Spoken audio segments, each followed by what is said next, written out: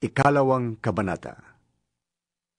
Kayo na rin mga kapatid ang nakakaalam na hindi nawalan ng kabuluhan ang pagpunta namin sa inyo. Alam ninyong hinama kami't ininsulto sa Pilipos. Ngunit binigyan kami ng Diyos ng lakas ng loob na ipahayag sa inyo magandang balita sa kabila ng maraming hadlang. Ang pangangaral namin sa inyo hindi batay sa kamalian o sa masamang nasa o sa hangad na manlinlang. Yamang minarapat ng Diyos na ipagkatiwala sa amin ang magandang balita. Nangangaral kami sa inyo, hindi upang bigyang kasiyahan ng tao, kundi ang Diyos na nakakasiyasat ng ating puso. Alam ng Diyos at alam din ninyo na ang aming pangangaral ay hindi sa pamamagitan ng matatamis na pangungusap o ng mga salitang nagkukubli ng kasakiman. Hindi kami naghangad ng papuri ninyo o ninuman. Kahit na bilang mga apostol ni Kristo, ay may katwiran kaming umasa niyan.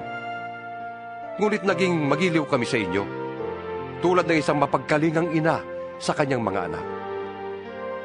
Dahil sa laki ng aming pagmamahal sa inyo, inialay namin ang aming sarili sa pangangaral sa inyo ng magandang balita. At kahit na ang aming buhay ay ihahandog namin dahil napamahal na kayo sa amin. Tiyak na natatandaan pa ninyo mga kapatid, kung paano kami nagtrabaho at nagsikap araw-gabi para hindi kami makabigat kanino man, habang ipinapahayag namin sa inyo ang magandang balitang mula sa Diyos. Saksi namin kayo at gayon din ang Diyos na naging dalisay, matuwid at walang kapintasan ng aming pakikitungo sa inyong mga sumasampalataya. Tulad ng alam ninyo, kami naging parang ama sa bawat isa sa inyo. Pinayuhan namin kayo. Pinalakas namin ang inyong loob at hinikayat na mamuhay ng tapat sa paningin ng Diyos na tumawag sa inyo upang mapabilang sa kanyang kaharian at kalwalhatian.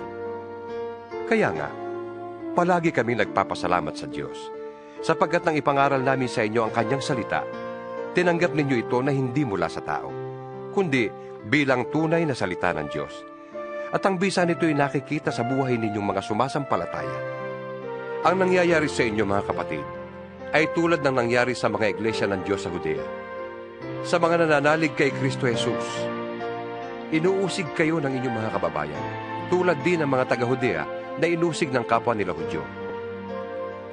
Ang mga taong yun ang pumatay sa Panginoong Jesus at sa mga propeta, at sila rin ang umusig sa amin. Nagagalit sa kanila ang Diyos at kaaway sila ng lahat ng tao. Hinahadlangan nila ang aming pangangaral na makapagliligtas sa mga hintil. Umabot na sa sukdulan ng kanilang kasamaan. Kaya't sa wakas ay bumagsak sa kanila ang poot ng Diyos. At ngayon mga kapatid, nang kami sandaling malayo sa inyo, hindi sa alaala kundi sa paningin, labis kaming nangulila. Kaya't sabik na kaming makita kayong muli. Ibig naming pumunta diyan.